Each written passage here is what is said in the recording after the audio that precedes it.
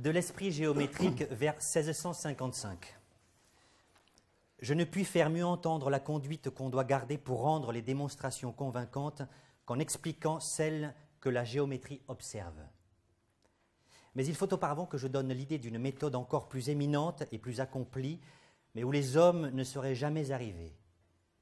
Car ce qui passe, la géométrie nous surpasse.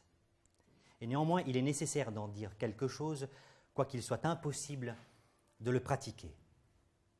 Cette véritable méthode qui formerait les démonstrations dans la plus haute excellence, s'il était possible d'y arriver, consisterait en deux choses principales. L'une, de n'employer aucun terme dont on n'eût auparavant expliqué nettement le sens. L'autre, de n'avancer jamais aucune proposition qu'on ne démontrât par des vérités déjà connues, c'est-à-dire, en un mot, à définir tous les termes et à prouver toutes les propositions. Certainement, cette méthode serait belle, mais elle est absolument impossible, car il est évident que les premiers termes qu'on voudrait définir en supposeraient de précédents pour servir à leur explication, et que de même les premières propositions qu'on voudrait prouver en supposeraient d'autres qui les précédassent. Et ainsi, il est clair qu'on n'arriverait jamais aux premières.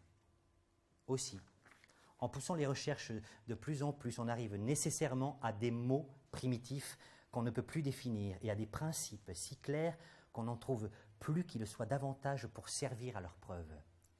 D'où il paraît que les hommes sont dans une impuissance naturelle et immuable de traiter quelque science que ce soit dans un ordre absolument accompli.